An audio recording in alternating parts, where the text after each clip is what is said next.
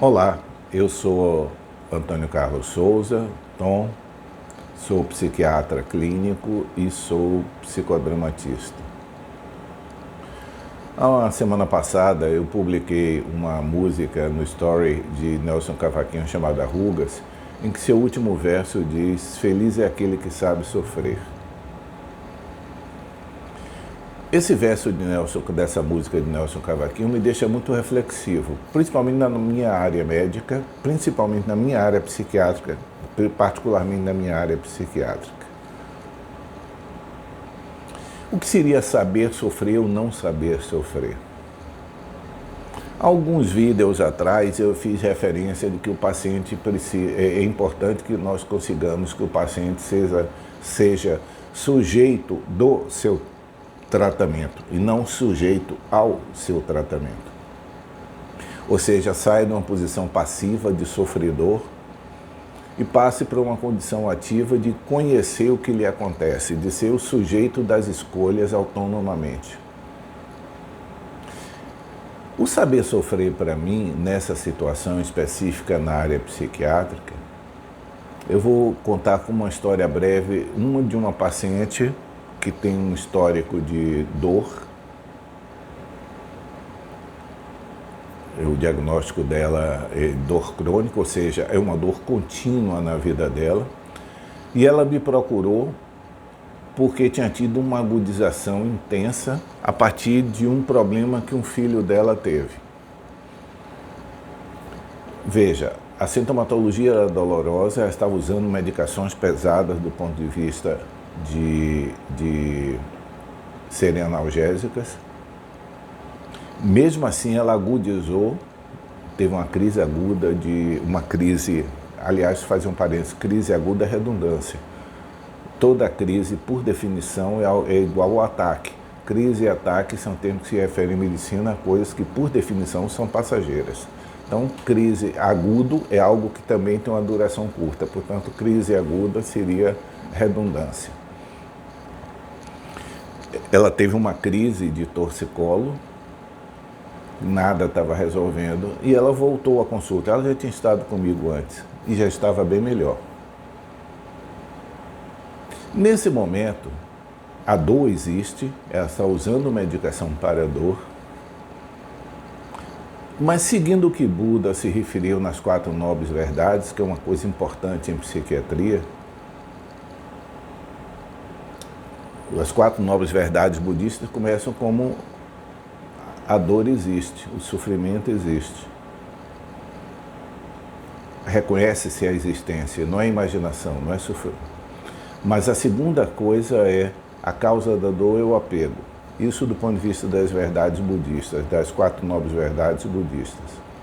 Aplicando aqui agora nosso quadro psiquiátrico, aceitar que o paciente, que muitas e muitas vezes esses pacientes de dor crônica, eles são muito desqualificados no dia a dia. Como é algo que já dura muito tempo, a pessoa usa a medicação e continua sendo vista como queixoso, ou seja, continua se queixando de dor ainda que sob tratamento. Muitas e muitas vezes, a visão externa sobre esses pacientes é que são pacientes que criam a dor, inventam a dor, imaginam a dor e fazem um certo descaso. Depois de algum tempo, esses pacientes de dor crônica tendem a ser vistos, ou pelo menos eu vejo muito aqui no consultório, com um certo, isso já é coisa dele, é uma dor que ele já tem há muito tempo. Já não causa tanta impressão assim. Então, seguindo as 4 nobres verdades, primeiro, quando nós temos um paciente, eu pelo menos quando eu tenho um paciente desse tipo, a primeira situação é reconhecer: existe a dor, ponto.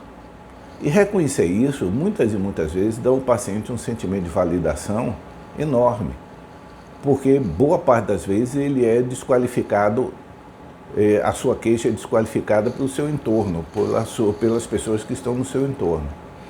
Então, uma é aceitar a dor, outra compreender a segunda parte das 4 nobres verdades, o apego. Transpondo para aqui, para a nossa ótica, depois que nós conseguimos que o paciente entenda a dor que tem, A segunda coisa é compreender que dor é uma sensação, dor é uma queixa subjetiva, dor não é quantificável. Não é como febre em que há um termômetro, não é como a tensão arterial, não é como um valor laboratorial sanguíneo. Não é assim. Dor é uma queixa, é um estado que é veiculado pela pessoa. Portanto, como é uma sensação, todas as nossas sensações são modificadas pelo estado de espírito nosso.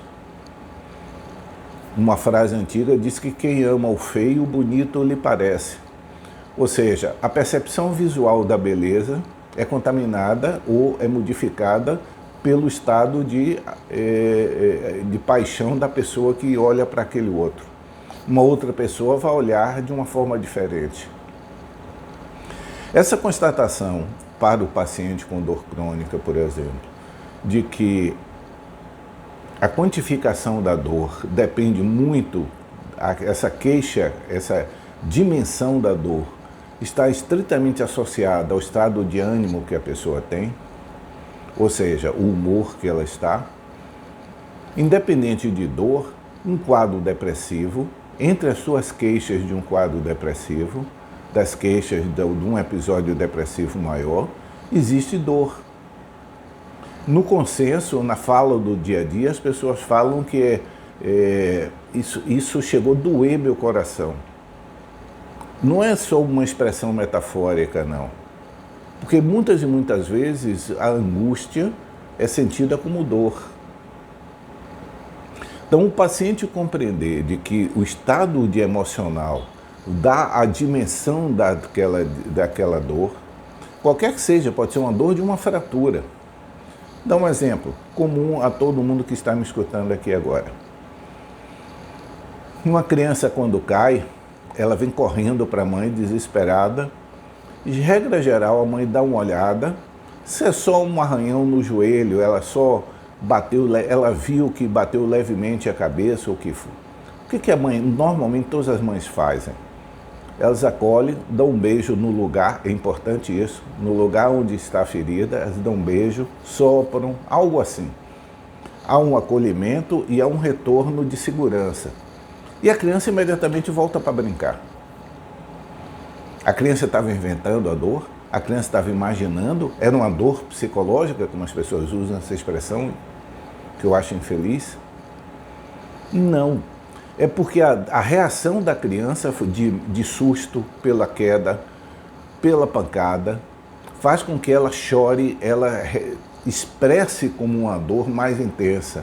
Na medida em que a mãe dá a ela o conforto e a segurança e retira esse quadro amedrontador, a dor é suportável, ele vai. Com o paciente de dor crônica fica faltando, entre aspas, né? Alegoricamente, fica faltando esse estado de conforto. Se tenta sempre tratar a dor como uma coisa objetiva, dando medicação para a dor. Essa paciente que eu me referi antes, em que a queixa dela ela estava melhor, reagudiza por conta de uma situação crítica do filho. Na hora que nós estendemos ou faz novamente aquilo que eu me referi, contextualizo a história dela, amplio o olhar dela para ver a vida. Essa é a história de uma paciente que já havia perdido um filho bem pequeno. Esse era o segundo filho, que ela sempre tratou como um bibelô. Bibelô, para as pessoas mais jovens, era uns enfeitezinhos de cerâmica muito finos que qualquer coisa trancava eles. Então ela tratava seus filhos, esse segundo filho que ficou vivo, porque o outro havia falecido, de uma forma tão super protegida, que tudo que acontecia com ele tinha uma dimensão de eu não posso perder esse filho. Então na hora que esse menino, esse rapaz, que aliás é um homem, tem uma situação grave, intensa, a repercussão nela não é só pela situação, é pelo temor que isso resulte em mais uma perda que ela não podia suportar. Não é uma interpretação da dor dela, mas uma contextualização de o que levou ela, o que a levou a transformar uma dor que já estava suportável, a hiperdimensioná-la a tal ponto que a imobilizou. Fazer isso, aceitar que existe a dor e perceber o apego, no caso específico, era o apego a uma história de perda. Essa frase, essas 4 nobres verdades de Buda tem muita validade na psiquiatria, viu? Muita. Né? Reconhecer essas coisas. Então, voltando, o que seria então saber sofrer, seguindo o Nelson Cavaquinho? É quando nós podemos aceitar o sofrimento que nós tenhamos e conseguir, pelo menos na minha visão, contextualizá-lo na minha vida e perceber quanto eu estou hiperdimensionando, dando um valor maior por conta de outras coisas que estejam associadas. Como, em geral, as situações dolorosas, elas terminam se associando, uma dor física lembra uma dor de perda, termina tudo se misturando num corpo só. Mesmo porque mente e corpo são coisas que são fases diferentes de um mesmo sistema. Não há diferença entre um e o outro. Tudo que eu sinto no meu corpo, eu tenho uma representação mental. E tudo que eu tenho como representação mental tem uma expressão física. Sempre. O fisioterapeuta é como se fosse o outro lado do psiquiatra. Enquanto que o fisioterapeuta ele lida com o corpo, para depois ele perceber o que é que gera aquelas atuações, aquelas expressões corporais, o psiquiatra faz o contrário, ele parte dessas percepções para a pessoa compreender seu corpo. Mas, a grosso modo, corpo e mente, eles estão sempre presentes em todas as ações da gente, não há como separar, é impossível, porque nós somos seres humanos porque temos dois. Então, toda representação mental tem uma expressão física, toda expressão física tem uma representação mental. E dor é uma expressão física de uma representação mental. E vice-versa. Uma dor física leva a uma mudança de humor. A mudança de humor leva a uma acentuação da dor. Por isso que a dor crônica vira um círculo vicioso.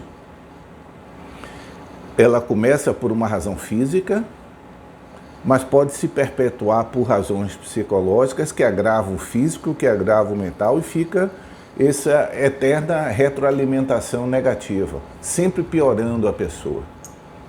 Então, saber sofrer não é fingir que não tem nada. Pelo menos em minha visão, é sofrer do tamanho da perda. Ao meu ver, quando Nelson Cavaquinho diz em sua música Feliz é o que sabe sofrer, significa que eu não acrescento à minha perda outras perdas que já tiveram.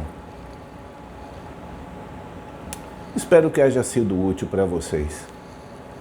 Tchau.